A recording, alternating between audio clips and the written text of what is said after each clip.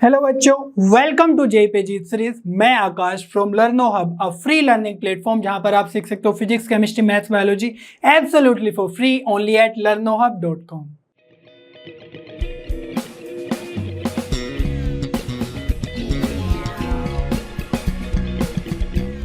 बच्चों, आज हम जे सीरीज में कंटिन्यू करने वाले हैं 3D ज्योमेट्री का कॉन्सेप्ट वीडियो, जिसमें हम डिस्कस करेंगे लाइंस के बहुत सारे अच्छे अच्छे टॉपिक्स।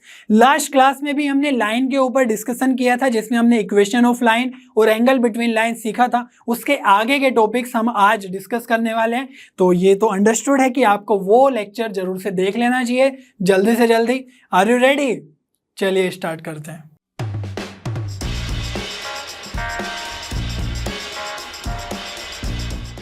बच्चों, लास्ट क्लास में हम इक्वेशन ऑफ लाइन और एंगल बिटवीन लाइंस कैलकुलेट करना डिस्कस कर चुके हैं। आज हम उसके आगे के टॉपिक्स डिस्कस करेंगे, जिसमें सबसे पहले इंपॉर्टेंट जो टॉपिक है वो है parametric coordinates of a line. तो कोई भी अगर लाइन है, सपोज ये लाइन की इक्वेशन है एल, तो हमने देखा था कि इसके इक्वल में लैम्डा आता है। तो जो ये लैम्डा होता है ये पैरामीटर है एक, ठीक है। जैसे कोऑर्डिनेट ज्योमेट्री में 2D में हम डिस्कस करते थे कि भाई लाइन में या फिर सर्कल पे या पैराबोला पे, है ना, कोई भी अगर पॉइंट रिप्रेजेंट करना है in terms of a parameter T या लैम्डा समथिंग, तो उसको कैसे करते हैं, वैसे ही हम 3D में भी लाइन की इक्वेशन के हेल्प से उस लाइन पे किसी भी पॉइंट को रिप्रेजेंट करते हैं इन टर्म्स ऑफ पैरामीटर, ठीक है। सपोज ये कोई पॉइंट है और ये कौन सा पॉइंट है जिसके थ्रू वो लाइन पास हो रही है, ठीक है। तो सपोज ये पॉइंट है x1, y1 और z1, ठीक है। और इस लाइन पे, ये तो फिक्स पॉइंट है, इस लाइन पे कोई भी एक पॉइंट होगा, है ना। सपोज ये पॉइंट है B, तो इस पॉइंट को हम लैम्डा के फॉर्म में कैसे लिख सकते हैं, बस इसी को हमें जानना है। तो यहां पर हमने बताया था कि इन जनरल हम एक्स वाई जेड कैलकुलेट करते हैं, ठीक है, जब भी हम लाइन की इक्वेशन लिखते हैं।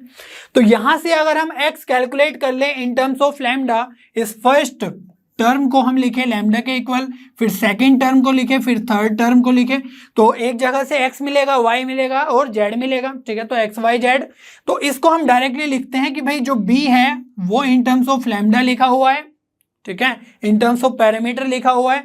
तो क्या बनेगा यहाँ पर b का वैल्यू, b का कोऑर्डिनेट ये बन जाएगा, देखो x कैलकुलेट करेंगे तो a लैम्डा, और ये माइनस x1 है, उधर जाके प्लस x1 बन जाएगा, ठीक है। सिमिलरली y कैलकुलेट करेंगे तो b लैम्डा प्लस y1 और c लैम्डा प्लस z1, ठीक है।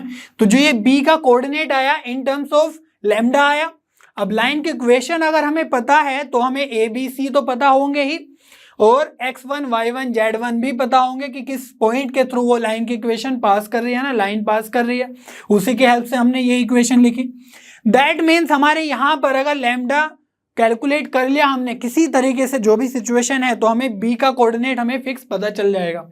इसका मतलब है कि यहां पर अगर कोई पॉइंट होगा c, ठीक है, और यहां पर अगर मैं लिखूं म्यू, ठीक है, तो इस म्यू के हेल्प से भी हम यहां पर एक्स वाई जेड लिख सकते हैं। या फिर आप ऐसा भी सोच सकते हो कि जो ये लैम्डा है, लैम्डा की पोजीशन, लैम्डा की जो वैल्यू है इस पॉइंट के लिए वो डिफरेंट होगी और इस पॉइंट के लिए वो पैरामीटर डिफरेंट होगा, और डिफरेंट डिफरेंट जो लैम्डा की वैल्यूज होंगी उन डिफरेंट डिफरेंट वैल्यूज की हेल्प से हमें डिफरेंट डिफरेंट कोऑर्डिनेट्स मिलेंगे, ठीक है। तो इसको और क्लैरिफाई होगा, इसका क्लैरिफिकेशन जब हम धीरे धीरे क्वेश्चंस में देखेंगे कि किस तरीके से हम कोई पॉइंट कैलकुलेट करते हैं जो भी हमें कंडीशंस गिवन हो क्वेश्चंस में, ठीक है। तो सबसे पहले यहां पर बात आती है परपेंडिकुलर कैलकुलेट करने की, मींस फुट ऑफ परपेंडिकुलर क्या होगा। सपोज ये लाइन एल है, ठीक है, और ये लाइन की इक्वेशन है यहां पर।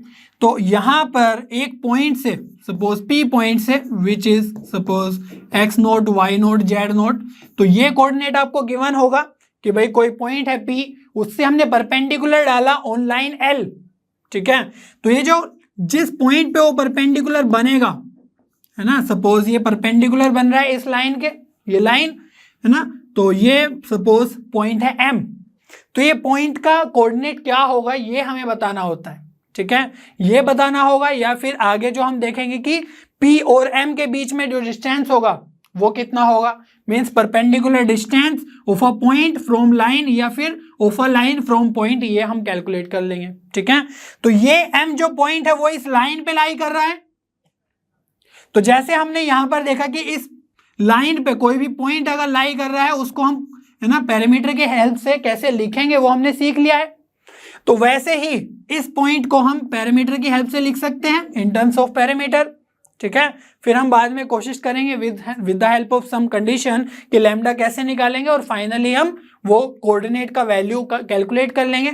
बट अभी हम लैम्डा के फॉर्म में लिख सकते हैं ना m, ये तो हमें पता है।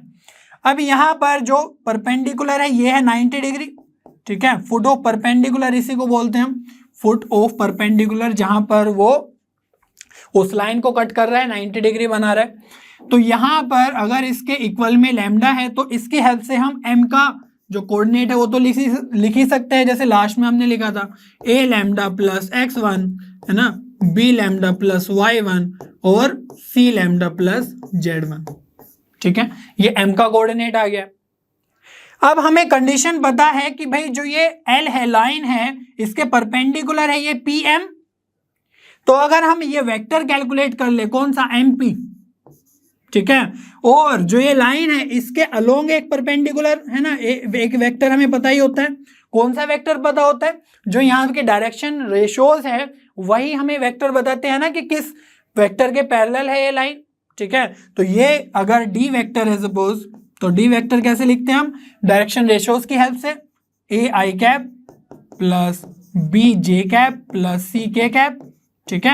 आई होप आपको याद ही होगा, लास्ट क्लासेस में हम अच्छे से डिस्कस कर चुके हैं डायरेक्शन कोसाइन, डायरेक्शन रेशोज। और लास्ट क्लास में भी हमने जब लाइन की इक्वेशन लिखी तो बताया था कि लाइन की इक्वेशन लिखने के लिए क्या चाहिए? एक पॉइंट जो होगा x1 y1 z1 और एक डायरेक्शन रेशोज, है ना। किसके डायरेक्शन रेशोज? उस वेक्टर के जिसके वो लाइन पैरेलल है, ठीक है। ये सब हम डिस्कस कर चुके हैं। तो यहां पर अगर हम बात करें कि भाई ये जो डी वेक्टर है जिसके अलोंग ये लाइन है और ये एमपी वेक्टर है, ठीक है, जो हमें इस पॉइंट से मिला है P से, और ये M पॉइंट हमने मान लिया है कि भाई इस पे वो इंटरसेक्ट कर रहा है।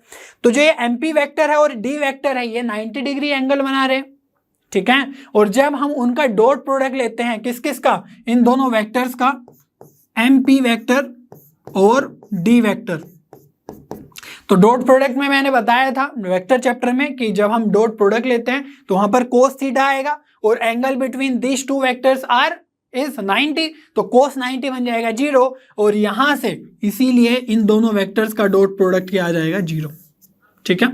तो अब देखो जो ये डी वेक्टर है इसमें तो हमें ABC ये सब पता ही है, और जो यहाँ पर MP वेक्टर है, M से P तक जो वेक्टर जा रहा है, ठीक है, तो यहाँ पर तो लैम्डा अननोन है, यहाँ पर तो हमें ये पॉइंट पता ही है। दैट मीन्स हमारे MP वेक्टर में एक लैम्डा अननोन है और यहाँ पर ये क्वांटिटी नोन है। दैट मीन्स इस इक्वेशन से हम क्या कैलकुलेट कर सकते हैं? यहाँ से जो इक्वेशन बनेगी, कैलकुलेट लैम्डा, ठीक है। तो हमारा टास्क रहेगा कि कैलकुलेट लैम्डा, और लैम्डा अगर कैलकुलेट कर लिया है तो फिर हम क्या करेंगे? इस यहाँ पर लैम्डा की वैल्यू पुट करके कैलकुलेट M, ठीक है। तो फिर M हम कैलकुलेट कर लेंगे और उसकी हेल्प से हमें ये फुट ऑफ परपेंडिकुलर मिल जाएगा, ठीक है। तो क्वेश्चंस में देखेंगे कि कैसे हम इसको एक्चुअली में सोल्व करते हैं। यहां पर तो मैं आइडिया डिस्कस कर रहा हूं, और अगर एक बार M आ गया आपका, ठीक है, मीन्स ये अगर कोऑर्डिनेट का वैल्यू मिल गया आपको, तो उससे क्या होगा? P और M के बीच का डिस्टेंस तो आप इजीली कैलकुलेट कर सकते हो डिस्टेंस फॉर्मूला से, ठीक है। तो यहां पर फुट ऑफ परपेंडिकुलर की हेल्प से, है ना, पहले फुट ऑफ परपेंडिकुलर कैलकुलेट करो और फिर डिस्टेंस फॉर्मूला यूज कर ले, तो आपको क्या मिल जाएगा? P से लेकर M तक का डिस्टेंस मिल जाएगा। और ये वही क्या होगा? वही हो जाएगा कि P पॉइंट से इस लाइन का परपेंडिकुलर डिस्टेंस क्या होगा, ठीक है, क्योंकि हमने परपेंडिकुलर बना के ही ये M कैलकुलेट किया था फुट ऑफ परपेंडिकुलर की जब हम बात कर रहे थे। तो ये हमारी लाइन की इक्वेशन है, और प्रोसेस आपको पता ही है कि भाई M कोऑर्डिनेट कैसे निकालना है, बस उसमें फिर यूज डिस्टेंस फॉर्मूला और आपका ये आ जाएगा कैलकुलेशन कि जो P और M का डिस्टेंस है वो क्या होगा, ठीक है। अगर आपको M पता चल गया है तो डिस्टेंस फॉर्मूला लगा लो, या फिर MP वेक्टर तो आपको पता ही था, ठीक है, उसमें लैम्डा कैलकुलेट करके रख दो और MP का मैग्नीट्यूड कैलकुलेट कर लो, ठीक है। तो बहुत ही आसान है ये प्रोसेस करना। इसके आगे एक और छोटा सा टॉपिक है वो डिस्कस कर लेते हैं, जिसमें हम इमेज कैलकुलेट करने की कोशिश करते हैं। सपोज ये P पॉइंट है, ये हमारी लाइन L है, तो इस लाइन के अबाउट इस P पॉइंट की इमेज क्या होगी? तो इमेज कैसे निकालते हैं? जैसे इसको प्लेन मिरर कंसिडर करो, ठीक है, 2D में आप सीख चुके होंगे। तो बस यहाँ से जो परपेंडिकुलर बनेगा यहाँ पर, सपोज ये m है जो हम है ना यूज करते आ रहे हैं, तो जितना डिस्टेंस ये है P से लेकर M तक का, इतना ही नीचे रिवर्स में होगा M से लेकर। सपोज ये पॉइंट है P dash, image of P dash, ठीक है। तो P पॉइंट तो हमें गिवन रहता है कि भाई x नोट, y नोट और z नोट ये है ना, और बोला जाता है कि भाई इस P पॉइंट की इस लाइन के अबाउट, जो लाइन की इक्वेशन है वो भी गिवन है, इस लाइन के अबाउट हमें इमेज कैलकुलेट करके बताओ। तो अगर P पता है तो P डैश निकाल लेंगे। कैसे भाई, हमें M कैलकुलेट करना आ गया है, ठीक है, वो हमने अभी देखा कि भाई M कैसे कैलकुलेट करते हैं, एटलीस्ट प्रोसेस तो सीख ही लिया, एक दो क्वेश्चन करेंगे आ जाएगा वो भी, लैम्डा कैलकुलेट करना। तो M अगर कैलकुलेट कर लिया है तो उसकी हेल्प से आप P और M, और मैंने बताया कि ये जो डिस्टेंस है ये और ये सेम ही रहेगा क्योंकि इमेज ले रहे हैं हम, ठीक है, PM equals to MP dash. तो ये हमारा पास जो डिस्टेंस है वो सेम है, या फिर वेक्टर कैलकुलेट करेंगे तो उसका मैग्नीट्यूड सेम रहेगा, ठीक है, क्योंकि वेक्टर की हेल्प से भी आप देख सकते हो। तो ये जो डिस्टेंस है वो सेम है, दैट मीन्स हमारे पास ये जो M पॉइंट है ये मिड पॉइंट हो गया ना। तो P और P डैश, हालांकि हमें P डैश नहीं पता है, इसको हम कुछ एज्यूम कर लेंगे, सपोज XZ है ना, X डैश, Y डैश और Z डैश। तो अगर ये हमने एज्यूम कर लिया और M तो हमें पता चल ही जाएगा, ठीक है, वो हमने कैलकुलेट करना सीख लिया है। तो उसकी हेल्प से आप मिड पॉइंट फॉर्मूला यूज करके सिंपली P है ना, ये P डैश भी कैलकुलेट कर सकते हो आसानी से, ठीक है। तो इस पे भी क्वेश्चन करेंगे। यहाँ पर सपोज ये है लैम्डा, तो क्या करना है, सिंपली आपको मिड पॉइंट फॉर्मूला यूज करना है और पहले फुट ऑफ परपेंडिकुलर कैलकुलेट कर लेना है, उसके बाद मिड पॉइंट फॉर्मूला यूज करना है, तो बस आपका आंसर आ जाएगा, ठीक है। चलिए अब कुछ क्वेश्चंस देख लेते हैं, बातें तो बहुत हो गई है ना। तो यहाँ पर हमारे पास ये मेन का क्वेश्चन है, बोला गया है find the distance of line, कौन सी लाइन का, इस लाइन का और इस लाइन का, ठीक है। इनफैक्ट ये एक पूरी की पूरी लाइन ही है, लाइन की इक्वेशन लिखी हुई है, हालांकि आपको दिख नहीं रही है क्योंकि लाइन की इक्वेशन तो हम ऐसे लिखते हैं, ठीक है।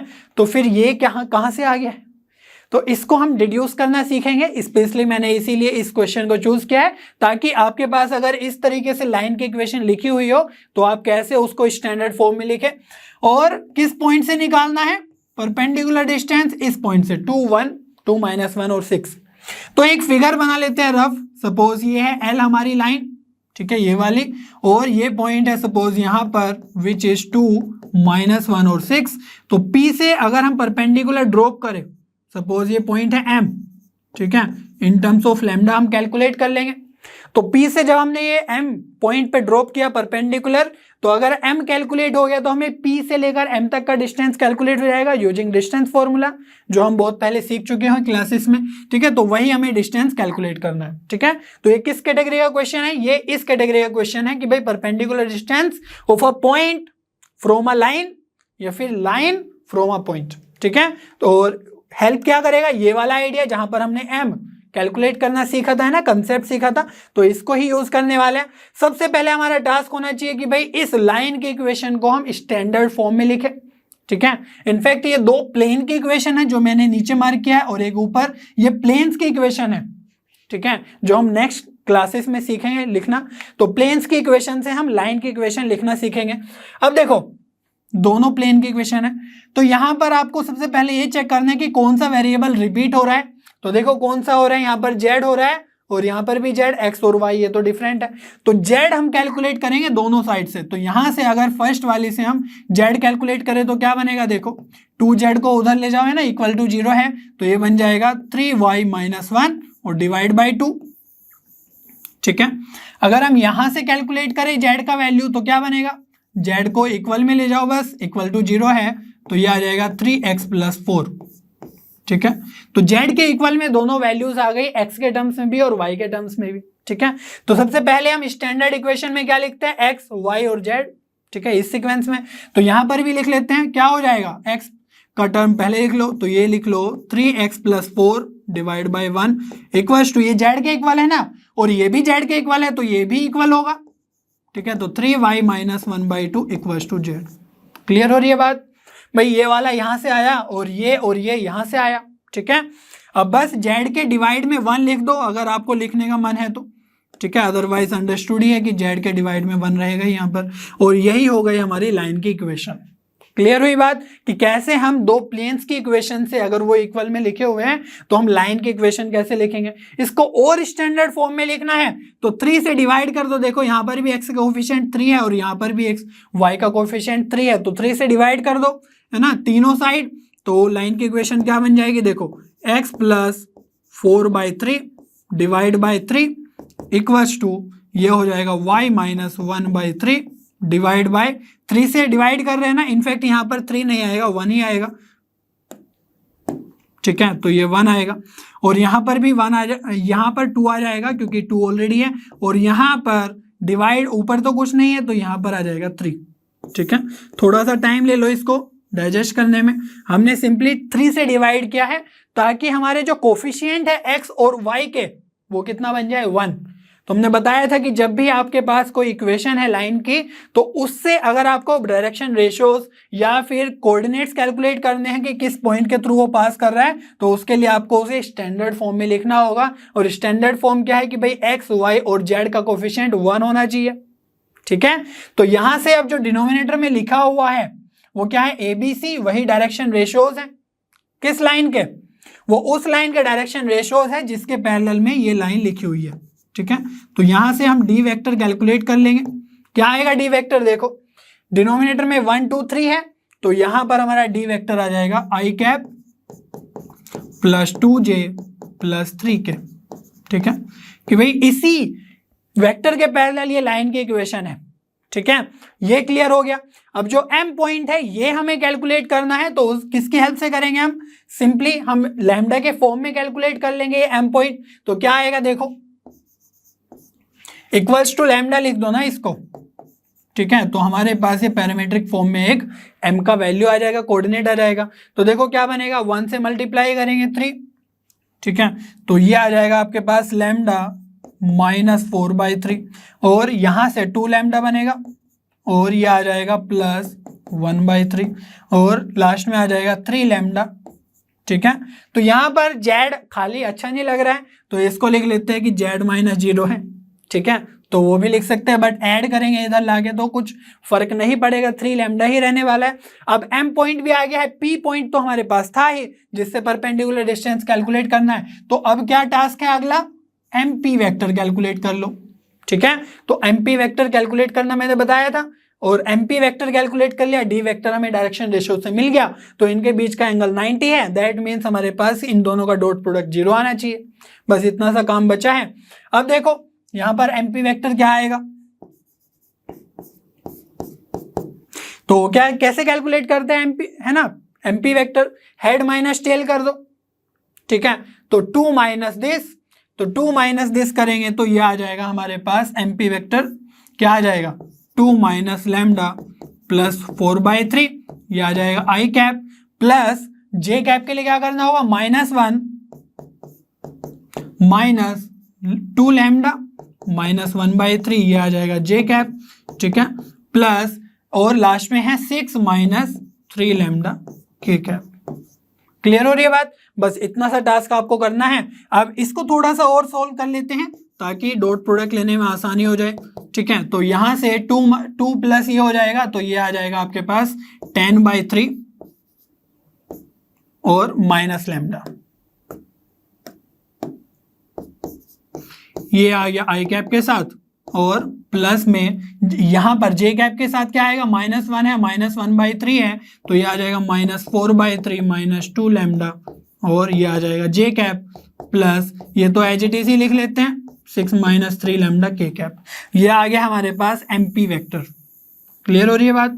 अब मैंने बार बार बता ही दिया है कि भाई ये अगर आ गया है आपके पास तो इनका डॉट प्रोडक्ट आप 0 के इक्वल कर दो। तो यहां से जो डॉट प्रोडक्ट आ जाएगा mp vector dot d vector equal to 0, तो d वेक्टर मैं डायरेक्टली कर रहा हूं। ठीक है, d वेक्टर हमारे पास ये है 1 2 3 उसके कंपोनेंट्स है और यहां पर कंपोनेंट्स आपको क्लियरली दिख ही रहे हैं, तो बस कंपोनेंट्स का ही मल्टीप्लिकेशन करना है i का i कैप के साथ। ठीक है, तो यह आ जाएगा 10/3 माइनस लैम्डा 1 की मल्टीप्लाई होगी तो कुछ फर्क नहीं पड़ता और बाद में है j का कंपोनेंट 2, यहाँ पर है माइनस में दिस, है ना, तो इसको हम ऐसे लिख लेते हैं 2 माइनस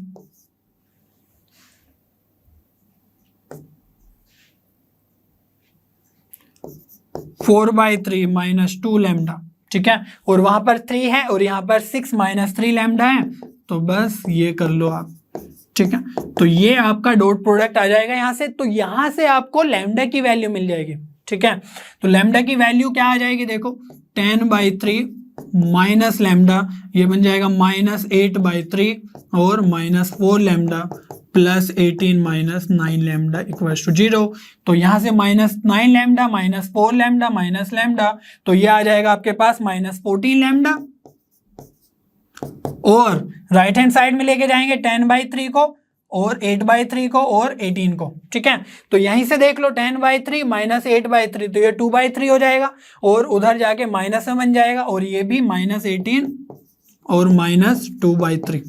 इसको सोल्व करेंगे तो यहां से आ जाएगा आपके पास माइनस 56/3, ठीक है। तो 14 से 56 जाएगा 4 टाइम्स, तो लैम्डा आ गया आपके पास 4/3, ठीक है। अब लैम्डा अगर 4/3 आ गया तो m का वैल्यू कैलकुलेट करना बहुत ही आसान है, चलो करते हैं। m आ जाएगा आपके पास, यहां पर देखो लैम्डा 4/3 है, ये माइनस 4/3 है तो 0, ये है 4/3 और 2 से मल्टीप्लाई होगी तो 8/3, ऑल राइट। और यहाँ पर ये है हमारे पास 3 लैम्डा, तो 3 से मल्टीप्लाई होगी तो ये आ जाएगा आपके पास 4। क्लियर हो रही है बात। अब देखो लैम्डा की वैल्यू यहाँ पर पुट करनी है, तो m कितना आ जाएगा, देखो लैम्डा इक्वल टू 4/3 है, यहाँ पर 4/3 माइनस 4/3 तो ये 0, यहाँ पर 2 लैम्डा प्लस 1/3 है, तो यहाँ से अगर लैम्डा की मल्टीप्लाई करोगे तो ये बन जाएगा 8/3 प्लस 1/3 तो 9/3 है ना, तो वो आ जाएगा फाइनली 3, और 3 लैम्डा है तो लैम्डा 4/3 तो ये बन जाएगा आपके पास 4, ठीक है। तो m का कोऑर्डिनेट आ गया है, यही हमारा टास्क था सबसे पहले, ठीक है। तो ये m जो है वो आ गया फुट ऑफ परपेंडिकुलर, और ये आपको हर एक क्वेश्चन में बार बार करना होगा, मोस्ट ऑफ द क्वेश्चंस में ये m कैलकुलेट करना ही होता है, ठीक है। और वहां पर अगर आपने m कैलकुलेट करना सीख लिया तो आपका सारा का सारा काम कंप्लीट। अब आपसे p और m का डिस्टेंस पूछा गया है, तो ये तो सिंपली डिस्टेंस फॉर्मूला से आ जाएगा ना, तो बस यहां पर डिस्टेंस फॉर्मूला यूज कर लो। तो m से p तक का डिस्टेंस कितना आ जाएगा, सपोज ये डिस्टेंस है d, तो d आ जाएगा आपके पास, डिस्टेंस फॉर्मूला लगा लो सिंपली, तो ये बन जाएगा आपके पास 2 माइनस 0 का स्क्वायर तो 4, है ना, डिफरेंस करके स्क्वायर लेना है सिंपली, -1 -3 हो जाएगा 4 का स्क्वायर तो 16, और यहाँ पर 6 माइनस 4 का स्क्वायर तो ये भी आ जाएगा 4, ठीक है। तो ये बन जाएगा, देखो फाइनली ये आ गया आपका 24, तो 2√6, ठीक है। मेन टास्क क्या है, ये जो m कैलकुलेट करना है उसका प्रोसेस आपको पता ही चल गया है। d वेक्टर कैलकुलेट करो डायरेक्शन रेशियो से, p हमें पता ही है, m कैलकुलेट कर लो इन टर्म्स ऑफ लैम्डा, फिर जो ये mp वेक्टर बना, ठीक है, हमारे पास mp वेक्टर बना, और जो d वेक्टर है डायरेक्शन रेशियो से आया उनका डॉट प्रोडक्ट 0 करा दो, ठीक है। तो हमने यहाँ पर 0 करा दिया ये डॉट प्रोडक्ट, और उसकी हेल्प से हमारे पास लैम्डा आ गया, लैम्डा को बैक कैलकुलेट किया है ना, बैक पुट किया m में, तो यहाँ से m का कोऑर्डिनेट आ गया और सिंपली फिर डिस्टेंस कैलकुलेट ही कर लिया, ठीक है। आगे एक और क्वेश्चन करते हैं जिसको, है ना, जिसकी हेल्प से आपको और भी क्लैरिटी आएगी, वहां पर हम इमेज कैलकुलेट करेंगे, ठीक है। तो बोला गया है भाई कि जो ABC है वो है इमेज ऑफ द पॉइंट, किस पॉइंट की, 1 2 -3 की, इन द लाइन, इस लाइन में वो इमेज है, देन जो ABC है ना, जो वैल्यूज है उस कोऑर्डिनेट की जो इमेज है उनका सिर्फ एडिशन करके आपको बताना है क्या होगा। सपोज ये हमारे पास लाइन है L, ठीक है, जिसकी इक्वेशन गिवन भी हमारे पास, ये पॉइंट है सपोज P, ठीक है, गिवन है 1 2 और -3, तो यहां से जब हम फुट ऑफ परपेंडिकुलर कैलकुलेट करेंगे, है ना, वो आया सपोज M, तो इमेज करने का मैंने क्या तरीका बताया था कि जितना डिस्टेंस P से M तक चले उतना ही परपेंडिकुलर डिस्टेंस नीचे चलेंगे अपोजिट डायरेक्शन में, है ना। सपोज यहां तक पहुंच गए, तो जो ये P डैश पॉइंट आया इमेज, ठीक है, इसका कोऑर्डिनेट हमें गिवन है A B और C, ठीक है। अभी जो ABC है ये अननोन है, ठीक है, इन्हीं का हमें समेशन कैलकुलेट करना है। तो लास्ट क्लास, है ना, लास्ट लेक्चर, लास्ट यहाँ पर क्वेश्चन में हमने देखा है कि m अगर कैलकुलेट कर लिया तो वहां से हम P से M तक का डिस्टेंस कैलकुलेट कर लेंगे। अब यहाँ पर अगर m कैलकुलेट कर लिया तो मिड पॉइंट फॉर्मूला यूज करके हम P डैश कैलकुलेट कर लेंगे, which will be equal to A B and C, ठीक है। तो चलो फिर m कैलकुलेट करना स्टार्ट करते हैं।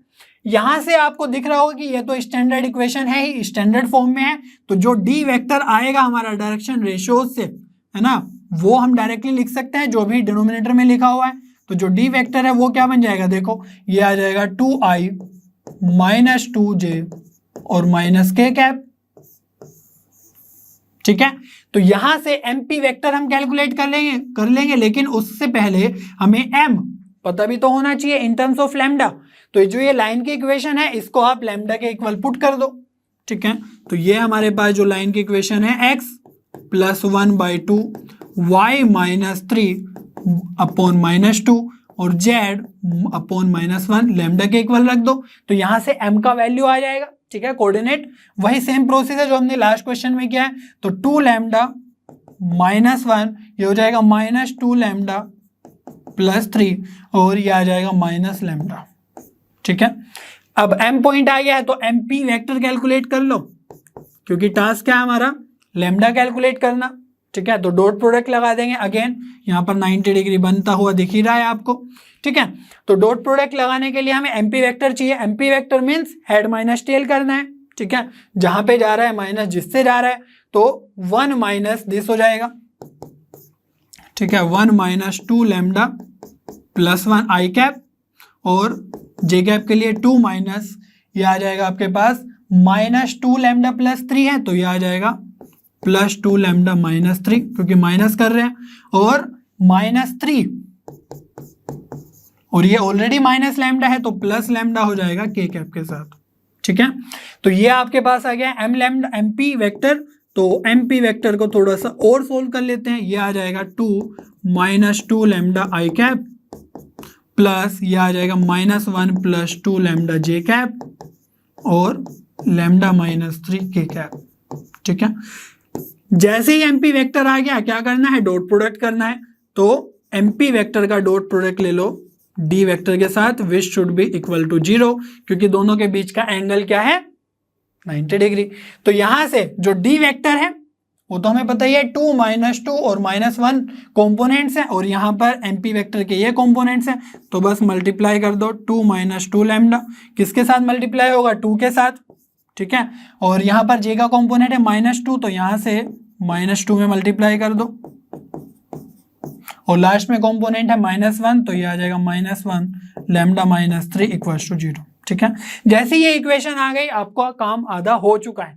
ठीक है, यहां से बस लैम्डा कैलकुलेट करना है। 4 माइनस 4 लैम्डा है ना plus 2 minus 4 lambda minus lambda plus 3 equals to 0। तो ये आ जाएगा माइनस 4 लैम्डा तो ये टोटल माइनस 9 लैम्डा, 4 2 6 और प्लस 3 9, तो राइट हैंड साइड में जाके माइनस 9 और लैम्डा आ गया है आपका 1।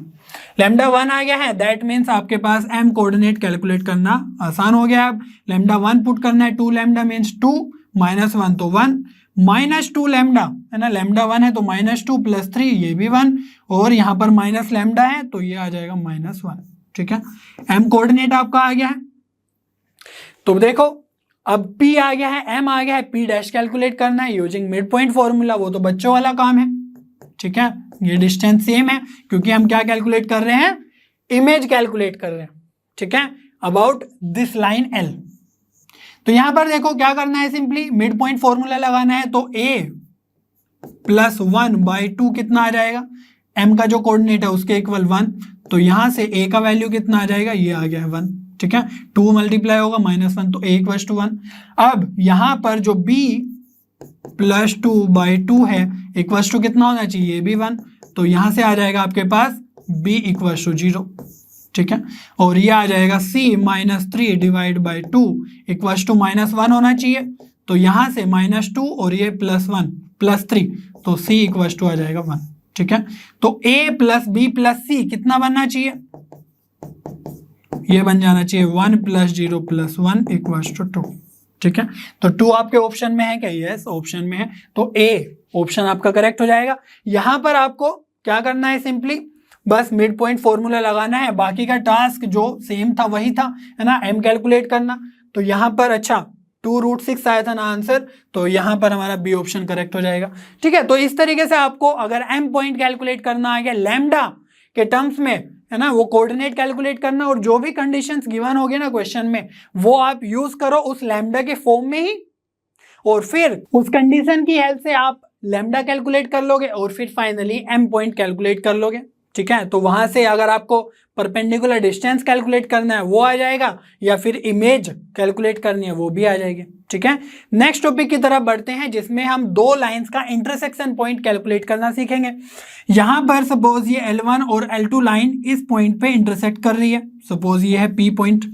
ठीक है, तो ये जो P पॉइंट है इसको कैसे कैलकुलेट करें, इसको हम डिस्कशन करने वाले हैं। अब थोड़ा सा और डिस्कस कर लेते हैं कि जैसे 2D है, 2D ज्योमेट्री में हम क्या सीखते थे कि भाई दो लाइंस पैरेलल हो सकती है।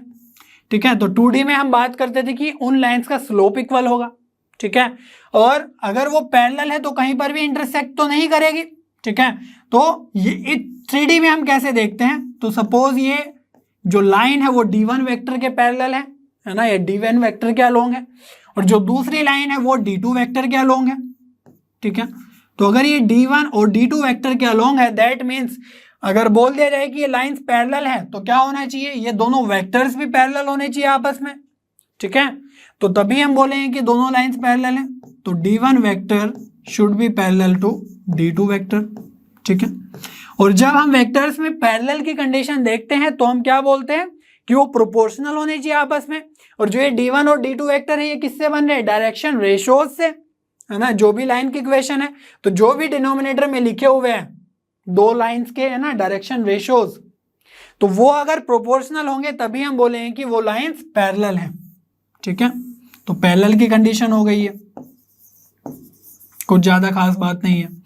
और तीसरी लाइन जो आती है वो आती है कोइंसिडेंट, है ना, एक दूसरे के ऊपर लाइंस है, दैट मीन्स जिस वेक्टर के अलोंग वो पैरेलल है वो तो सेम ही होना चाहिए। ठीक है, दैट मीन्स यहां पर भी आप कोइंसिडेंट लाइंस के केस में भी आप प्रोपोर्शनल या इक्वल देख सकते हो डायरेक्शन रेशियोज को। ठीक है, लेकिन अगर आपके पास ये जो इंटरसेक्टिंग लाइन है उसका इंटरसेक्टिंग पॉइंट कैलकुलेट करने को बोल दे रहे तो कैसे करोगे, इसको हम डिस्कस करने वाले हैं। सपोज जो ये P पॉइंट है, L2 लाइन को आप भूल जाओ, P पॉइंट अगर L1 लाइन पे लाई कर रहा है, ठीक है, इंटरसेक्टिंग पॉइंट का मतलब कि वो L1 पे भी है और L2 पे भी है, तो L2 को अगर हम भूल जाए कुछ देर के लिए और बोले कि भाई जो P पॉइंट है ये L1 लाइन पे लाई कर रहा है, दैट मीन्स हम इस L1 लाइन की हेल्प से इस P पॉइंट का पैरामीट्रिक फॉर्म में कोऑर्डिनेट लिख सकते हैं क्लियरली, है ना। तो यहां पर अगर ये इक्वल टू Z है तो P क्या लिख सकते हैं, हम सिंपली हम लिख सकते हैं ये हो जाएगा A1 लैम्डा प्लस X1। ठीक है, और ये आ जाएगा आपके पास B1 लैम्डा प्लस Y1 और C1 लैम्डा प्लस Z1। ठीक है, तो ये जो P पॉइंट है ये किस पे लाई कर रहा है, L1 लाइन पे। ठीक है, और यही पॉइंट L2 लाइन पे भी तो लाई कर रहा है कि नहीं, तभी तो इंटरसेक्टिंग पॉइंट कहलाया जा रहा है, बोला जा रहा है ना। तो ये जो पॉइंट है P, ये जो हमारा बना, ठीक है, इन टर्म्स ऑफ लैम्डा, इस P पॉइंट को आप L2 लाइन में पुट कर दो। ठीक है, X1 Y1 Z1 की जगह क्या क्या पुट करो, X की जगह ये पुट कर दो A1 लैम्डा प्लस X1, ठीक है, और Y की जगह ये पुट कर दो और Z की जगह ये पुट कर दो। ठीक है, तो उससे क्या होगा, एक लैम्डा में इक्वेशन बन जाएगी और इक्वल टू में, है ना ये, तो यहां से आपके पास 2 इक्वेशंस बनेंगी इजीली और उनकी हेल्प से आप लैम्डा कैलकुलेट कर लोगे। ठीक है, इनफैक्ट 3 इक्वेशंस बनेगी, जो थर्ड इक्वेशन होगी वो चेक करने के लिए होगी कि हाँ ये जो लैम्डा की वैल्यू आई वो सही आई कि नहीं आई। अगर तीनों इक्वेशन से लैम्डा की वैल्यू सेम आ रही है, दैट मीन्स वो इंटरसेक्टिंग लाइंस है और उनका इंटरसेक्टिंग पॉइंट वही होगा जो लैम्डा को पुट करने के बाद यहां से मिलने वाला है। अगर लैम्डा की वैल्यू उन तीनों इक्वेशन से नहीं आएगी इक्वल, है ना, अगर डिफरेंट डिफरेंट आ गई, दैट मीन्स हम बोलेंगे कि वो, है ना, इंटरसेक्टिंग लाइंस नहीं है। और हो सकता है कि वो पैरेलल लाइंस भी ना हो और इंटरसेक्टिंग भी ना हो। ठीक है, तो यहां पर 3D में हम थर्ड केस सीखते हैं जिसको बोलते हैं हम स्क्यू लाइंस, उसको हम बाद में डिस्कस करेंगे। अभी हम मेन फोकस कर रहे हैं इंटरसेक्टिंग लाइंस पे, जहां पर हम इंटरसेक्टिंग पॉइंट कैलकुलेट करना सीख लें। ठीक है, तो एक क्वेश्चन के थ्रू सीखते हैं कि कैसे हम इंटरसेक्टिंग पॉइंट कैलकुलेट करेंगे दो लाइंस का। तो ये जो नेक्स्ट क्वेश्चन है ये इंटरसेक्टिंग पॉइंट के लिए ही है। ठीक है, जेईई मेन में पूछा गया है, अगर ये दो लाइंस इंटरसेक्ट कर रही हो, बोल दिया गया कि ये इंटरसेक्ट कर रही है, ठीक है, then k is equal to कितना होगा। तो k यहां पर y माइनस के लिखा हुआ है, बाकी सब जगह तो कॉन्स्टेंट चीजें हैं, ठीक है। तो क्या बताया था कि भाई अगर L1 और L2 है, सपोज ये L1 लाइन है और ये L2 लाइन है, और यहां पर मैं बोल देता हूं कि भाई ये L1 लाइन है और ये L2 लाइन है, ठीक है। तो यहां से जो P पॉइंट मिल रहा है हमें इंटरसेक्टिंग पॉइंट, वो हम मान रहे हैं कि भाई L1 लाइन पे लाई कर रहा है, तो उसकी हेल्प से हम L1 लाइन की हेल्प से हम लैम्डा के फॉर्म में एक P पॉइंट का कोऑर्डिनेट लिख सकते हैं, ठीक है। तो जो L1 लाइन है उसको हम x1 minus 2 y plus y by minus है ना 3, और ये आ जाएगा आपके पास z minus 1/4 equals to lambda. तो यहां से लैम्डा के फॉर्म में आपको कोऑर्डिनेट कैलकुलेट कर लेना है, ठीक है। तो क्या बनेगा, ये यहां से आ जाएगा 2 लैम्डा प्लस 1, और ये आ जाएगा 3 लैम्डा माइनस 1, और यहां से आ जाएगा 4 लैम्डा प्लस 1, ठीक है। अब ये जो P पॉइंट आया L1 लाइन की हेल्प से, ये हमारा L2 पे भी लाई कर रहा है, दैट मीन्स हमारा जो L2 लाइन है उसको ये सेटिस्फाई करना चाहिए, ठीक है। तो ये लाइन क्या है, x minus 3/1 y minus k/2 और z/1, ठीक है। तो जल्दी से पुट कर दो ये P पॉइंट, ठीक है।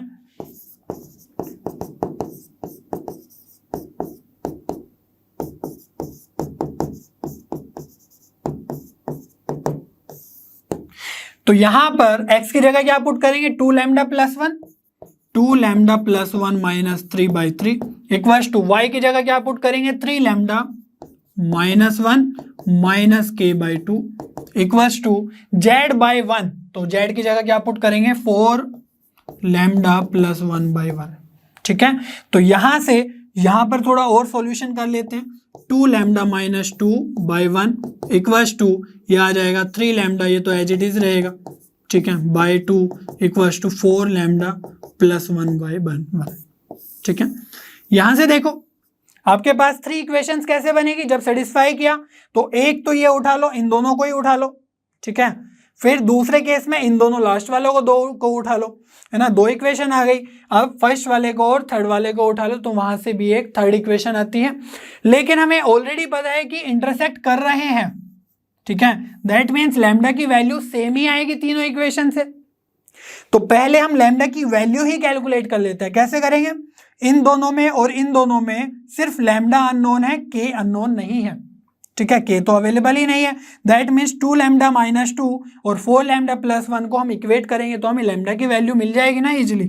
तो ये आ जाएगा 2 lambda minus 2 equals to 4 lambda plus 1, 2 lambda उधर और 1 इधर, तो -3, तो लैम्डा आ गया हमारा -3/2, ठीक है।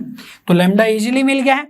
अब इस लैम्डा की हेल्प से आपको अगर P पॉइंट कैलकुलेट करना हो वो कर लो, ठीक है। लेकिन यहां पर क्या पूछा गया है, K पूछा गया है, तो उसके लिए हम इन दोनों को इक्वेट कर लेते हैं, चाहे आप इन लास्ट 2 वाले को इक्वेट कर लो, ठीक है, एक ही बात होने वाली है। तो यहां से 2 लैम्डा माइनस 2 डिवाइड बाई 1 है, तो लिखने की जरूरत नहीं है, और यहां पर है हमारे पास इक्वल्स टू में 3 लैम्डा माइनस 1 माइनस k/2, ठीक है। यहां पर सिंपली लैम्डा की वैल्यू पुट करो, 2 इधर आएगा, तो ये बन जाएगा 2 लैम्डा, लैम्डा है -3/2, 2 से 2 कैंसिल, -3 और -2, तो ये आ जाएगा अंदर -5 इक्वल्स टू 3 लैम्डा, तो ये बन जाएगा -9/2 -1 माइनस k, ठीक है। तो यहां से आपके पास आ जाएगा -10, और इसको भी इधर ही ले आओ, +9/2 +1 इक्वल्स टू, है ना, ये है एक्चुअली -k उधर पे, ठीक है। तो यहां से अगर आप सोल्व करोगे देखो कितना बनेगा, ये बन जाएगा +11/2 और -10 है, तो ये फाइनली आपके पास आ जाएगा -9/2 इक्वल्स टू -k, तो k आ जाएगा आपके पास 9/2, ठीक है। तो बस k का ही वैल्यू आपको कैलकुलेट करना था, ठीक है। तो यहां से आपके पास ए ऑप्शन करेक्ट हो जाएगा। तो इस तरीके से जब इंटरसेक्टिंग लाइन हो तो क्या करना है, और जरूरी नहीं है कि L1 जो लाइन है उसी की हेल्प से हम ये P पॉइंट लिखेंगे, हम ऐसा भी कर सकते थे कि भाई जो L2 लाइन है ये वाली, उसकी हेल्प से हम ये P पॉइंट लिखें इन टर्म्स ऑफ लैम्डा या म्यू, और वो पॉइंट फिर L1 लाइन में सेटिस्फाई करा दे, ठीक है, तो ऐसा भी कर सकते हैं। तो इस L1 में आप फिर सेटिस्फाई करा दो, वहां से भी आपके पास 3 इक्वेशंस बनेगी। बट यहाँ पर प्रॉब्लम ये थी कि जो L2 लाइन है जिसको हमने L2 बोला है उसमें K था ऑलरेडी, ठीक है, तो वो जो P पॉइंट आता वो इन टर्म्स ऑफ K आ जाता, ठीक है, तो वहां पर उस K की कैलकुलेशन फिर आपको करनी होती। तो एक ही बात है दोनों की दोनों, ठीक है, तो आप कैसे भी सोल्व करो वहां से आपको K की वैल्यू आ ही जाएगी। बस इसी तरीके से आपको इंटरसेक्शन पॉइंट कैलकुलेट कर लेना है। बच्चों अब एक बहुत ही इंटरेस्टिंग टॉपिक सीखते हैं जिसमें हम सीखेंगे कि भाई अगर हमारे पास 2 लाइंस है तो वो एक ही प्लेन में लाई कर रही है कि नहीं, ठीक है। तो अगर कोई 2 लाइंस एक प्लेन में लाई कर रही हैं तो वो तभी पॉसिबल है या तो वो पैरेलल हो या फिर इंटरसेक्टिंग हो, ठीक है। अभी कुछ देर पहले हम इंटरसेक्टिंग का केस देख चुके हैं, ठीक है। तो यहां पर ये लाइन सपोज एक प्लेन में लाई कर रही है, सपोज ये जो प्लेन है ये P प्लेन है, ठीक है। तो हमें कंडीशन देखनी है कि किस केस में हमारी जो 2 लाइन्स है वो एक प्लेन में लाई करेंगी, ठीक है। हमारे पास ऑलरेडी L1 और L2 की स्टैंडर्ड इक्वेशन है, तो अगर L1 और L2 की स्टैंडर्ड इक्वेशन से हम कुछ डिड्यूस करें, है ना, तो क्या कर सकते हैं कि भाई जो L1 लाइन है वो किस पॉइंट से पास कर रही है, X1, Y1 और Z1 पॉइंट से पास कर रही है। सपोज ये A पॉइंट है, उसके कोऑर्डिनेट क्या हो जाएंगे, X1, Y1 और Z1, ठीक है।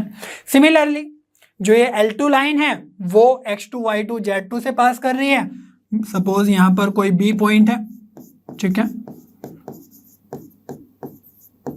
तो ये 2 पॉइंट्स हमें पता चल गए, इनसे पास कर रही है। 2 चीजें और पता है कि जो L1 लाइन है वो किस वेक्टर के पैरेलल है, ठीक है, उसके डायरेक्शन रेशियोज हमें पता है, तभी हमने वो इक्वेशन लिखी होगी। तो जो यहां से D वेक्टर आएगा, सपोज ये D1 वेक्टर है, तो वो हम लिख सकते हैं, ठीक है, जिसके पैरेलल हो या जिसके अलोंग है ये लाइन। सिमिलरली जो L2 लाइन है उसके, है ना, उसकी हेल्प से भी हम डायरेक्शन रेशियोज की हेल्प से हम वो वेक्टर लिख सकते हैं जिसकी ये अलोंग होगी, D2 वेक्टर। तो अब देखो ये जो 2 वेक्टर्स है D1 और D2, इसके अलावा हमारे पास एक और थर्ड वेक्टर बन सकता है, क्योंकि हम एज्यूम करके चल रहे हैं कि ये जो तीनों है ना, दोनों लाइन है वो प्लेन के अंदर है, तो कोप्लेनरिटी की कंडीशन लगाएंगे, ठीक है। तो जो थर्ड वेक्टर है वो कैसे बन सकता है, वो यहां से बन सकता है, ठीक है, AB वेक्टर से। तो यहां पर जो AB वेक्टर मिला है हमें वो भी तो इस प्लेन में ही लाई कर रहा होगा, क्योंकि ये कंप्लीटली इसी प्लेन में लाई कर रही है लाइन। दैट मीन्स जो लाइन जिससे पास कर रही है, जो हमें पता है इक्वेशन के थ्रू, वो पॉइंट और दूसरा पॉइंट, ये दोनों भी इसी प्लेन में लाई करने चाहिए। Means D1 vector, D2 vector और AB वेक्टर, तीनों के तीनों वेक्टर इसी प्लेन में लाई करने चाहिए, ठीक है, तभी हम कोप्लेनर बता पाएंगे इन दोनों लाइंस को। और कोप्लेनरिटी की कंडीशन क्या होती है, आपको याद होगा हमने सीखा था वेक्टर चैप्टर में, जिसमें हमने कोप्लेनरिटी के लिए बताया था कि भाई जो बॉक्स प्रोडक्ट है, ठीक है, तीनों वेक्टर का, वो किसके इक्वल होना चाहिए, 0 के इक्वल होना चाहिए, ठीक है। तो बॉक्स प्रोडक्ट कैसे लिख सकते हैं यहाँ पर, simply D1 vector, D2 vector और जो हमारा AB वेक्टर है वो किसके इक्वल होना चाहिए, 0 के इक्वल होना चाहिए। और इसको हम कैसे लिखते हैं, ये क्या है एक्चुअली, ये हमारे पास वेक्टर ट्रिप है ना, scalar triple product STP of 3 vectors. और STP ऑफ 3 वेक्टर्स अगर 0 आ जाए तो हम बोलते हैं कोप्लेनर है वे, ठीक है। अगर आपको जानना है कि क्यों ऐसा है, वो तो आपको वेक्टर चैप्टर में जाके देखना होगा, ठीक है, जाकर के देखो, बहुत अच्छे से पढ़ाया हुआ है। तो ये तीनों वेक्टर का बॉक्स प्रोडक्ट हमारा 0 आना चाहिए। इसको एक्सपेंड कैसे करते हैं, वो हम एक डिटर्मिनेंट की हेल्प से सोल्व करते हैं और वो आना चाहिए 0 के इक्वल, ठीक है। तो जो D1 वेक्टर है उसके कंपोनेंट्स लिख दो। तो जो D1 वेक्टर है वो किस लाइन पे है, किस लाइन के अलोंग है, L1 लाइन के अलोंग है, तो उसके डायरेक्शन रेशियोज हैं, उसको लिख दो, ठीक है, A1, B1, C1। जो D2 वेक्टर है उसके कंपोनेंट्स लिख दो, तो वो क्या है, A2, B2 और C2। और जो AB वेक्टर है वो कहां से बन रहा है, X1, Y1, Z1, X2, Y2, Z2, ठीक है। तो AB वेक्टर मैं लिख के बता देता हूं अलग से, हालांकि ये बड़ी बात नहीं है कोई, है ना, टिप माइनस, है ना, हेड माइनस टेल कर देंगे, तो X2 minus X1 I cap plus Y2 minus Y1 J cap plus Z2 minus Z1 K cap, ठीक है। तो ये हमारे पास AB वेक्टर आ जाएगा। अब इसके कंपोनेंट्स लिखने हैं सिंपली, ठीक है। तो ये आ जाएगा x2 minus x1, y2 minus y1 और z2 माइनस z1, ठीक है। बुक्स में आप देखोगे कि कोप्लेनिटी के लिए डायरेक्टली ये फॉर्मूला लिखा हुआ मिलेगा, that this determinant equals to 0, ठीक है। सोल्व कर लो। अगर वहां पर इक्वेशन में के कोई लैम्डा या कुछ भी अननोन होगा वो यहां से सोल्व करके आ जाएगा, ठीक है। या फिर आपको चेक ही करना होगा तो इक्वल टू 0 चेक कर लो, अगर आ रहा होगा तो बोल दो कोप्लेनर है, ठीक है। लेकिन हम इतना डेप्थ में इसीलिए जा रहे हैं ताकि आपको क्लियरली फील हो कि ये डिटर्मिनेंट बन कहां से रहा है, ठीक है। क्योंकि जब अच्छे लेवल पे क्वेश्चन बनते हैं तो आपको इस तरीके से थोड़ा एक्सपेंड, है ना, डिटेल में पता होना चाहिए चीजें, अदरवाइज आप घूम जाओगे अगर डायरेक्टली ये फॉर्मूला पता है तो, ठीक है।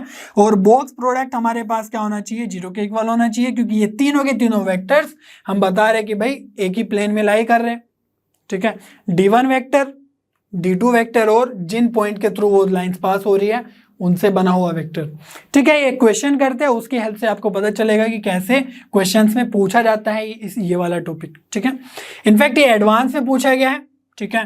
2 लाइन्स हमारे पास, L1 है एक कुछ इस तरीके से और L2 है कुछ इस तरीके से, और बोल दिया गया कि ये कोप्लेनर है, ठीक है। तो यही हमें लगाना होगा डिटर्मिनेंट। लेकिन हम क्या करेंगे, हम डायरेक्टली इस आइडिया के थ्रू जाएंगे, ठीक है। यहां से भी लगा सकते हो आप, कोई दिक्कत नहीं है। Then alpha can take values, कौन कौन सी वैल्यूज हो सकती है अल्फा की ये बताने हैं, ठीक है। तो यहां पर देखो एडवांस का क्वेश्चन है, दैट मीन्स यहां पर मल्टीपल ऑप्शन करेक्ट भी हो सकते हैं, ध्यान रखना। अब जो L1 है उसको थोड़ा हम डिफरेंट वे में लिखे क्या, देखो ये L1 थोड़ा डिफरेंट वे में लिखा हुआ है, x इक्वल्स टू 5 y, है ना, ये कुछ लिखा हुआ है। तो जो ये अलग अलग लिखे हुए हैं ना, ये दोनों के दोनों प्लेन्स की इक्वेशन है, जिसकी हेल्प से हम लाइन की इक्वेशन लिखेंगे, ठीक है। कोई 2 ऐसे प्लेन जिनको इंटरसेक्ट करके एक लाइन बन रही है। तो जैसे कोई इन जनरल प्लेन है, सपोज आपके पास ये कोई प्लेन है, ठीक है, ये कोई प्लेन है। तो एक प्लेन ये हो गया P1 और एक प्लेन ये हो गया हमारे पास P2, ठीक है। तो इन दोनों से जो जहां पर ये इंटरसेक्ट कर रहे होंगे वहां से एक लाइन दिख रही होगी ना बनती हुई, ठीक है। जैसे एक वॉल आप ले लो, एक साइड वॉल ले लो, तो वहां पे जो वर्टिकल लाइन बनती है वो बनती हुई दिखेगी आपको। तो जो लाइन की इक्वेशन बनती है ना वही यहां से हमें मिलेगी L1, ठीक है। इनफैक्ट ये दोनों के दोनों प्लेन्स की इक्वेशन है, जिसको हम नेक्स्ट सेशन में अच्छे से सीखेंगे, ठीक है। तो यहां पर देखो, यहां पे आपको सिंपली क्या करना है,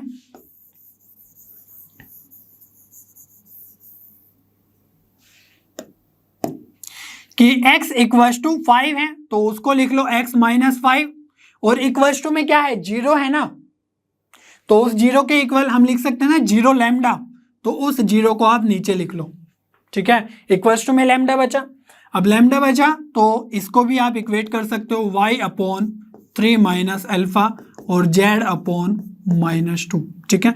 ये हमारी फाइनली L1 बनेगी। तो एक केस तो हमने देखा था जहां पर आपको रिड्यूस करके लाना था, ठीक है। ये वाला केस जहां यहां पर भी ये दोनों प्लेन्स की इक्वेशन है, तो इसमें आपको दोनों के दोनों इक्वल टू 0 है, ठीक है। यहाँ पर कॉमन ही लगा हुआ है, वो भी मैंने बताया, दोनों में चेक करो कौन सा वेरिएबल रिपीट हो रहा है, जेड रिपीट हो रहा है, दैट मीन जेड की वैल्यू आप वाई के टर्म्स में और जेड की वैल्यू एक्स के टर्म्स में निकालोगे और फिर वहां से स्टैंडर्ड इक्वेशन लिख लोगे। यहाँ पर अगर कॉमा लगा हुआ है उसके केस में आपको x माइनस 5 और डिनोमिनेटर में 0 लगाना होगा, ठीक है। तो ऐसे इक्वल्स टू में, है ना, डिनोमिनेटर में 0 लगा के अच्छा नहीं लगता है, तो आप x इक्वल्स टू 5 भी लिख सकते हो अलग से। लेकिन डायरेक्शन रेशियोज के केस में, है ना, लिख ही सकते हैं ना, 0 हो सकता है ना डायरेक्शन रेशियो के केस में, तो ये भी बिल्कुल सही है, वो भी सही है। अब जो L2 है उसको भी लिख लो इसी तरीके से, ठीक है। यहां पर भी क्या लिखेंगे, x minus alpha divide by 0 equals to y divide by -1 और z अपॉन 2 माइनस अल्फा, ठीक है। ये हो गई हमारे पास L1 और L2 की इक्वेशन, है ना। अब देखो यहां पर आपको क्या करना है, सिंपली यही डायरेक्टली डिटर्मिनेंट सोल्व कर लेते हैं, यूज कर लेते हैं। तो A1 B1 C1 क्या है, जो L1 लाइन है उसके डायरेक्शन रेशियोज। तो यहां से फॉर कोप्लेनर हमें क्या करना है, सिंपली डिटर्मिनेंट सोल्व कर लेना है। तो यह आ जाएगा 0 3 माइनस अल्फा और -2, ठीक है। और जो ये L2 लाइन है इसके जो डायरेक्शन रेशियोज है वो हमें दिख रहा है सेकंड रो में, ठीक है। तो यहाँ से आ जाएगा 0, -1 और 2 माइनस अल्फा, और यहाँ पर x2 minus x1, y2 minus y1, z2 minus z1, means जो भी वेक्टर है उनके है ना कोऑर्डिनेट्स का डिफरेंस है सिंपली, ठीक है। तो यहाँ से हम वो कोऑर्डिनेट्स लिख लेते हैं सबसे पहले, अदरवाइज दिक्कत हो जाएगी, है ना, माइनस प्लस में। तो यहाँ से क्या आएगा, a कोऑर्डिनेट यह आ जाएगा 5, ये भी 0 और ये भी 0, और जो b कोऑर्डिनेट होगा, है ना, L2 लाइन पे, वो क्या आ जाएगा अल्फा, ये भी 0 और ये भी 0, ठीक है। तो ए बी वेक्टर लिखना है तो अल्फा -5 लिख लो सिंपली, ठीक है। तो ये आ जाएगा आपका 0, ठीक है। यहां से आपको सिंपली अल्फा की वैल्यू कैलकुलेट कर लेनी है, जो कि बहुत ही ज्यादा आसान है कैलकुलेट करना अब तो, ठीक है। ये डिटर्मिनेंट है तो सोल्व करना है, तो देखो किसी के भी अलोंग कर लो। अगर हम फर्स्ट कॉलम के अलोंग करें तो क्या बनेगा, देखो यहां पर आ जाएगा अल्फा -5, और ये रो और है ना ये कॉलम ये रो कैंसिल, दिस माइनस दिस, तो ये बन जाएगा आपके पास 3 माइनस अल्फा, और यहां से आ जाएगा 2 माइनस अल्फा, और माइनस ऑफ दिस होगा मल्टीप्लाई करके, तो ये 2 बनेगा और -2 लिख लेंगे, ठीक है। इक्वल टू 0 होना चाहिए फॉर कोप्लेनर, क्लियर है। यहां पर इनको सोल्व कर लो जल्दी से, अल्फा -5 ये बन जाएगा 6 plus alpha square -5 alpha -2 equal to 0। Alpha -5 quadratic बनने वाली है, माइनस अल्फा, और ये आ जाएगा +4 इक्वल टू 0। इनको फैक्टराइज करोगे तो सिंपली आपके पास बन जाएगा अल्फा -4 अल्फा -1 इक्वल टू 0। तो यहाँ से अल्फा की वैल्यू क्या क्या आ गई, 1, 4 और 5। तो देख लो कौन कौन सी वैल्यू आपके ऑप्शन में है, क्योंकि जे एडवांस का क्वेश्चन है, जे एडवांस का, तो उसमें आपको मल्टीपल ऑप्शंस करेक्ट देखने को मिलेंगे, 1, 4 और 5। तो एक तो 1 है ए ऑप्शन और एक 4 है डी ऑप्शन, ठीक है। तो यहाँ पर कुछ भी ज़्यादा अलग से नहीं था खास, बस जे एडवांस में है तो डर मत जाना, ठीक है। सिंपली यहाँ पे आपको वो कंडीशन लगानी है कोप्लेनैरिटी की, और बस फाइनली डिटर्मिनेंट सोल्व करके एक क्वाड्रेटिक सोल्व कर लेना है, ठीक है। चलिए बच्चों, आज का लास्ट टॉपिक सीख लेते हैं, विच इज स्क्यू लाइंस। तो स्क्यू लाइंस क्या होती है, अभी तक हमने जो लाइन सीखी वो या तो पैरेलल सीखी, है ना, एक ही प्लेन में थी जो, है ना, कोप्लेनर की कंडीशन, या तो पैरेलल हो या इंटरसेक्टिंग हो, ठीक है।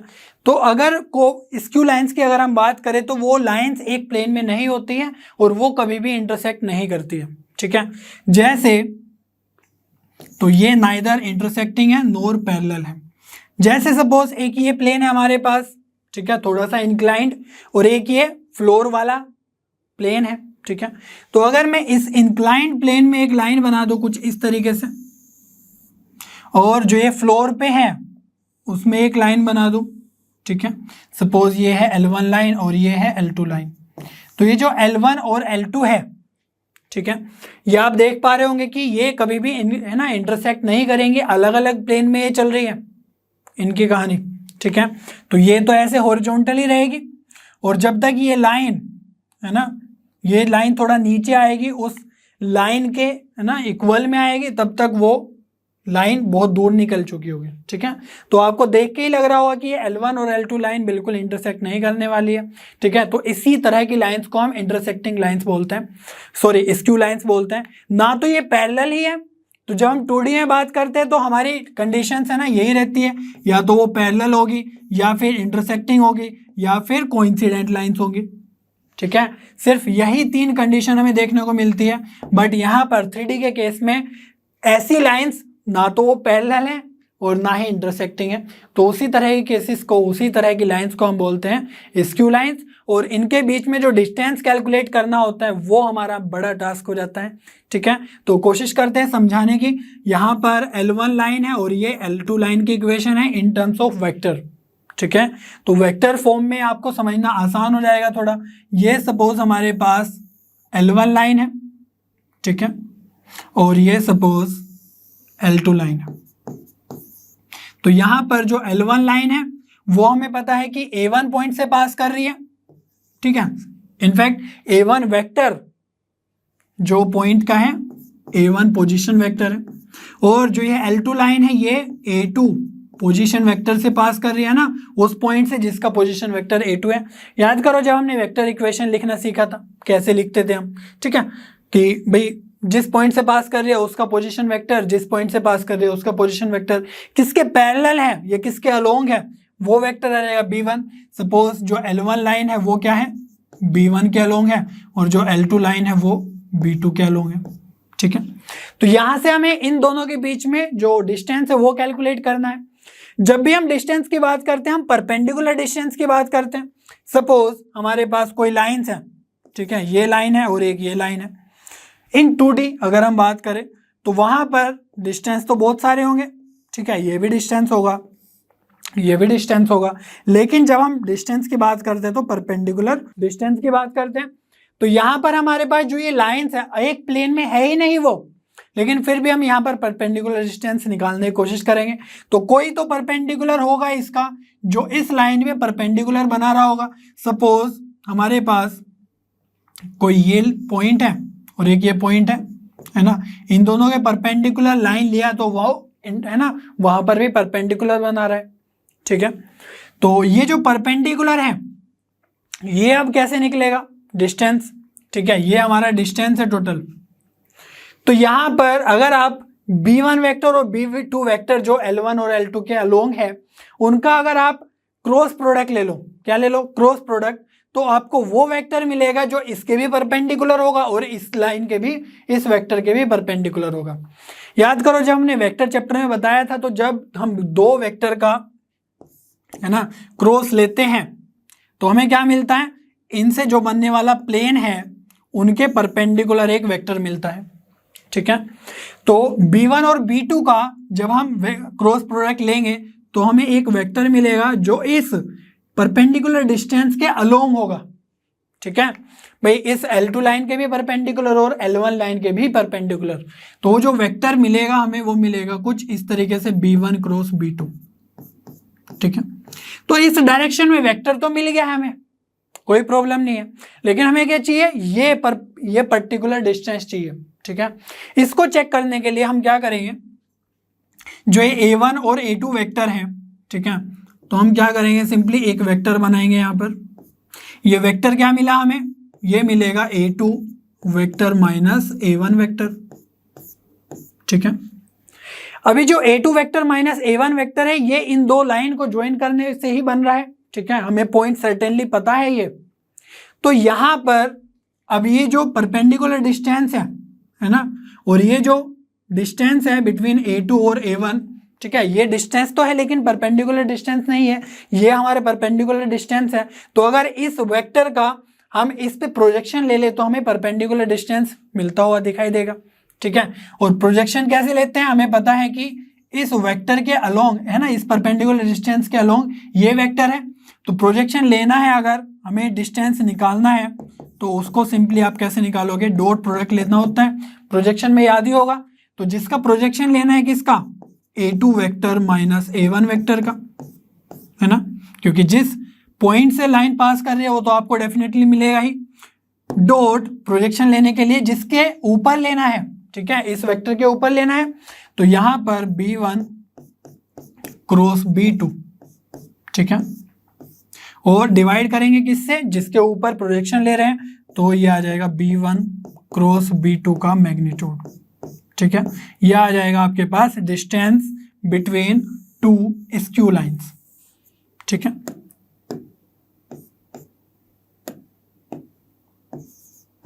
प्रोजेक्शन आपको याद ही होगा, जैसे हम एक वेक्टर बनाते हैं a वेक्टर और एक दूसरा वेक्टर बनाते हैं b वेक्टर, तो इसका प्रोजेक्शन जो आता है हमारे पास ये वाला कंपोनेंट वो कैसे आता है, ठीक है। तो इसका इफेक्ट a वेक्टर की है ना डायरेक्शन में कितना आ रहा होगा, मीन्स इसकी जो डिस्टेंस है इस वेक्टर के अलोंग कितनी डिस्टेंस वो बन रही होगी, वही हमारी परपेंडिकुलर डिस्टेंस होगी। तो यही जो मिलता है हमें वो कैसे मिलता है, डॉट प्रोडक्ट लेके और डिवाइड बाय जिसके अलोंग ले रहे हैं। तो यहाँ पर जो प्रोजेक्शन आएगा, ठीक है, वेक्टर नहीं लगाते हैं, जो प्रोजेक्शन आएगा सिंपली वो कितना आ जाएगा, वो आ जाएगा आपके पास b vector dot a vector divide by a vector का मैग्नीट्यूड। या फिर आप ये भी कर सकते थे कि b vector dot a cap, ठीक है, सिर्फ इसकी डायरेक्शन चाहिए ना, क्योंकि अल्टीमेटली भी आप ए वेक्टर डिवाइड बाय, है ना, ए वेक्टर का मैग्नीट्यूड ही कर रहे हो, तो वो आइडियाज आपको पता ही है, बिल्कुल वेक्टर चैप्टर से सीखा हुआ है। ठीक है, तो ये तो बात हुई स्क्यू लाइंस के बीच में डिस्टेंस निकालने का, तो सिंपली ये आपको यूज करना है, ये यूज करना आसान है ना, क्वेश्चंस के थ्रू देखेंगे। अब हमें देखना है कि अगर कोई पैरेलल लाइंस है तो उसके बीच का डिस्टेंस कैसे निकालेंगे, ये बहुत ही आसान है समझना। ठीक है, तो पैरेलल लाइंस है दैट मीन्स जिस वेक्टर के अलोंग वो लाइंस बनी हुई है वो सेम होना चाहिए। ठीक है, अभी बताया मैंने कुछ देर पहले, यहाँ पर बताया था ना कि भाई अगर दो पैरेलल लाइंस हैं तो उनके जो जिसके अलोंग वो लाइंस लिखी हुई है वो वेक्टर्स भी पैरेलल होने चाहिए। ठीक है, तो यहाँ पर हम क्या करेंगे, सिंपली दो लाइंस ड्रॉ कर लेते हैं। ठीक है, अब जिन पॉइंट्स के थ्रू वो पास कर रही है उनका पोजीशन वेक्टर हमें पता है। ठीक है, ये सपोज L1 लाइन है और ये सपोज L2 लाइन है, तो ये आ जाएगा आपके पास A1 वेक्टर और सपोज ये है आपके पास A2 वेक्टर। ठीक है, और यहां से आपको अगर ज्वाइन करना है तो ये मिल जाएगा आपके पास, है ना, A2 माइनस A1 वेक्टर आपको मिल जाएगा ये। अब ये तो हमारे पास डिस्टेंस आ गया है इन लाइन के अलोंग, है ना, लेकिन हमें क्या चाहिए, परपेंडिकुलर डिस्टेंस। तो पैरेलल लाइंस में आपको बहुत ही इजीली दिख रहा होगा कि ये आपके पास एक परपेंडिकुलर डिस्टेंस हो जाएगा। ठीक है, ये वाला डिस्टेंस, यही हमें डी कैलकुलेट करना है। अब यहां पर हम कैसे कैलकुलेट करें A2 माइनस A1 वेक्टर से ये परपेंडिकुलर कंपोनेंट, तो यहां पर एक इंफॉर्मेशन और है कि भाई जो बी वेक्टर है उन्हीं के अलोंग ये लाइंस लिखी हुई है। सपोज जो ये बी वेक्टर है ये हमारा यहां पर है। ठीक है, हो सकता है कि यहां तक नहीं है और भी लेंथ ही है। ठीक है, लेकिन इसकी हमें सिर्फ डायरेक्शन की जरूरत है। तो क्या करेंगे, अगर यहां से हमें कैलकुलेट करना है तो सिंपली आपको क्या चाहिए भाई, ये इसके अलोंग जो कंपोनेंट आएगा वर्टिकल कंपोनेंट वो चाहिए। ठीक है, तो अगर आपको प्रोजेक्शन चाहिए यहां पर, है ना, तो आप डॉट प्रोडक्ट करते हो, लेकिन अगर आपको वर्टिकल कंपोनेंट चाहिए तो क्रॉस करना होगा। तो यहां से जो डिस्टेंस आएगा बिटवीन टू पैरेलल लाइंस वो आ जाएगा आपके पास A2 vector minus A1 vector. ठीक है, क्रॉस करेंगे हम बी वेक्टर के साथ और डिवाइड भी कर देंगे बी वेक्टर के मैग्नीट्यूड से। ठीक है, क्योंकि अल्टीमेटली हमें क्या चाहिए होता है, उस डायरेक्शन का ही हमें काम है। ठीक है, जिसके हमें परपेंडिकुलर डायरेक्शन में जाना है। ठीक है, तो ये आपका पैरेलल लाइंस के बीच में डिस्टेंस आ जाएगा। ठीक है, अगर ये आपको आइडिया समझ में आ रहा है तो अच्छे से आपने वेक्टर देखा होगा, और अगर समझ नहीं आ रहा है तो वेक्टर नहीं देखा है, वेक्टर जा करके देखो, तब आपको क्लियरली पता चलेगा कि ये डिस्टेंस और ये डिस्टेंस क्यों आ रहा है, इस तरीके से, है ना, वेक्टर्स को यूज करके। तो बुक्स में तो फाइनली आपको यही रिजल्ट दिखने वाला है। ठीक है, ये और ये आप याद रखो ध्यान से। ठीक है, चलिए फिर एक क्वेश्चन करते हैं जिसकी हेल्प से आपको और क्लैरिटी आ जाएगी किस तरीके से आप इस, है ना, मेथड को यूज कर सकते हैं। तो शॉर्टेस्ट डिस्टेंस हमें कैलकुलेट करना है इन दो लाइंस के बीच में, ये L1 है सपोज और ये हमारे पास L2 है। ठीक है, सबसे पहले क्या करना है, A1 और A2 वेक्टर चाहिए। ठीक है, या फिर आप कैलकुलेट कर लो A2 माइनस A1 वेक्टर। तो A1 वेक्टर कैसे मिलेगा आपको, L1 लाइन के जो जिस पॉइंट से पास कर रहा है उसका पोजीशन वेक्टर।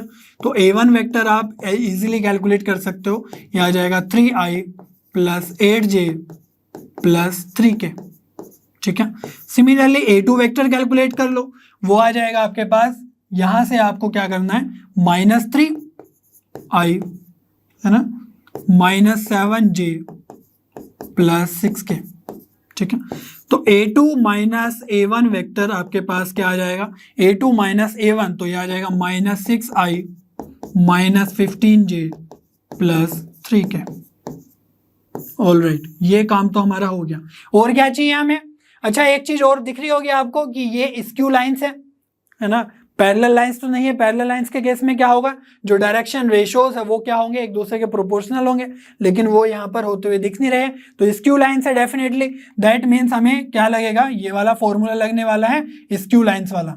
ठीक है, उनके बीच का परपेंडिकुलर डिस्टेंस, ये फॉर्मूला कब लगेगा, जब दोनों जो बी वेक्टर है वो सेम हो, ठीक है, या फिर प्रोपोर्शनल हो। तो यहां पर आपके पास लगने वाला है फर्स्ट वाला फॉर्मूला। तो D जो आ जाएगा वो आ जाएगा आपके पास, मैं लिख देता हूं A2 माइनस A1, है ना, dot B1 cross B2, divide by B1 cross B2 का मैग्नीट्यूड। ठीक है, दैट मीन्स आपको क्या करना होगा, B1 क्रॉस B2 कैलकुलेट करना होगा। अब जो B1 और B2 क्या है, वो लाइंस के जो नीचे लिखे हुए डायरेक्शन रेशो उनसे बनने हुए वाला वेक्टर है। तो B1 वेक्टर आ जाएगा आपके पास 3i minus j cap plus k cap, और जो B2 वेक्टर है वो आ जाएगा आपके पास, यह है -3i प्लस 2j और प्लस 4k। ठीक है, ये दोनों वेक्टर्स भी हमने लिख दिए। तो यहां पर सिंपली हम क्या करेंगे, सबसे पहले अब देखो ये डॉट प्रोडक्ट है ना, तो डॉट प्रोडक्ट में क्या होगा जब आप ये करने जाओगे, ठीक है, तो B1 क्रॉस B2 तो लिखना आसान होता है। कैसे लिखते हैं B1 क्रॉस B2? ठीक है, इनफैक्ट अलग से B1 क्रॉस B2 ही कैलकुलेट कर लेते हैं, ज्यादा झंझट में नहीं पड़ते हैं। ठीक है, फिर मैं आपको बताऊंगा कि किस तरीके से हम शॉर्ट वे में भी इसको कर सकते हैं। तो B1 क्रॉस B2 क्या आ जाएगा, देखो इनको इनके कंपोनेंट्स लिखने हैं सिंपली, I J और K, और यहां पर आ जाएगा 3 -1 और 1 -3 और 4। तो यहां से आप जल्दी से कैलकुलेट कर लो, यह आ जाएगा -4 और -2, तो -6 और माइनस j कैप के साथ आ जाएगा 12 और +3 15, और k कैप के साथ आ जाएगा 6 और यह आ जाएगा -3, तो यह आ जाएगा +3k कैप। ठीक है, इसको ऐसे भी लिख सकते हैं -6i -15j +3k। तो यह आ गया आपके पास B1 क्रॉस B2।